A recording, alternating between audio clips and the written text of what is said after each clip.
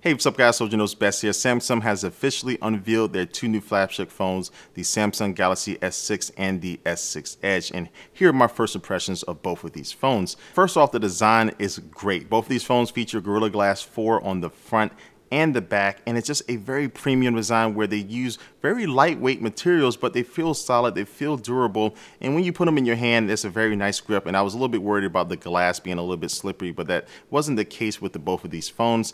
And color options, you have white pearl, black sapphire, gold platinum, blue topaz, and with the S6 Edge, you have a green emerald option, which is one of the ones that really stand out when you hear green on the cell phone. It doesn't really sound like it will work, but this definitely does work on the S6 Edge. Now, the expense of making these phones look and feel better, you don't have the option to remove your battery anymore, and also you don't have the option to expand your storage with a micro SD card. Now, both of these phones have 5.1-inch Quad HD Super AMOLED displays that have a resolution of 2560 by 1440 and a rocking 577 ppi. But the one difference with the S6 Edge is that it's a curved display on both sides, and it looks absolutely amazing because you don't have this sharp cutoff when you're watching a video. The video can fold over, and basically it just allows you to be a little bit more immersed into what you're watching on the display.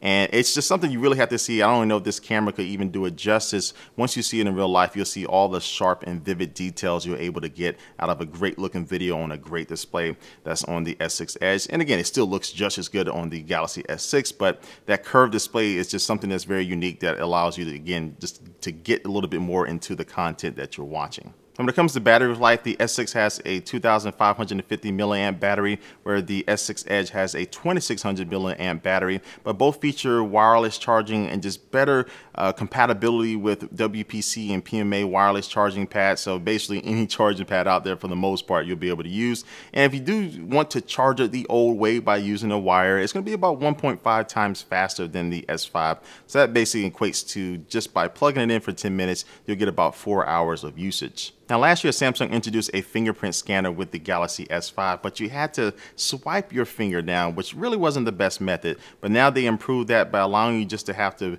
touch your finger on the home button, very similar to what Touch ID is on the iPhone, but you simply just touch your finger down and it will quickly unlock your phone. Now, camera-wise, both of these phones feature 5-megapixel front-facing cameras that have a wider field of view, so you can get a lot more people in for your selfies. And the rear-facing camera is a 16-megapixel shooter with OIS, optical image stabilization. It also has quick launch now, so no matter what you're doing in the software, you can double tap the home button and it will launch the camera pretty quickly, so you can go ahead and take a picture of that moment right when you need it. And now it does have infrared detect white balance, improved low light video, and also tracking autofocus. So that means if you want to keep one subject in your video in focus, you simply tap on them now and you'll be able to keep them in focus as they move around and you pan your camera around. This is a feature that you see in digital cameras, but it's coming to these two new Galaxy phones. Now, moving on to software, both of these phones are running Android 5.0 Lollipop, and of course they do have TouchWiz on top of that. And one of my biggest complaints about TouchWiz in the past is that it was just way too much. It just felt a little too bloated,